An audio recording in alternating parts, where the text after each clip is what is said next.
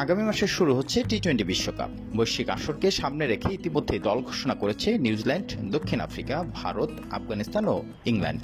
এবার বিশ্বকাপের জন্য শক্তিশালী দল ঘোষণা করেছে অস্ট্রেলিয়া। আসন্ন বিশ্বকাপে অজিদের নেতৃত্ব দেবেন মিচেল মার্শ।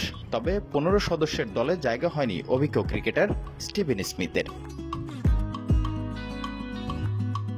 চলমান আইপিএলে ব্যাটিং তাণ্ডব দেখিয়ে আলোচনায় এসেছিলেন অজি ওপেনার জ্যাক ফ্রেঞ্জার ম্যাকগার্ক। অনেক সাবেক ক্রিকেটারই তরুণ এই ব্যাটারকে বিশ্বকাপ দলে রাখার কথা বলেছিলেন। এখনও পর্যন্ত আন্তর্জাতিক টি-20 না খেলা এই ব্যাটারকে শেষ পর্যন্ত বিশ্বকাপ দলে রাখেননি অস্ট্রেলিয়ার ক্রিকেট বোর্ড। বৈশ্বিক আসরে অভিজ্ঞদেরই প্রাধান্য দিয়েছেন তারা। বাজে সময় পার করা স্মিথও জায়গা হারিয়েছেন বিশ্বকাপ দলে।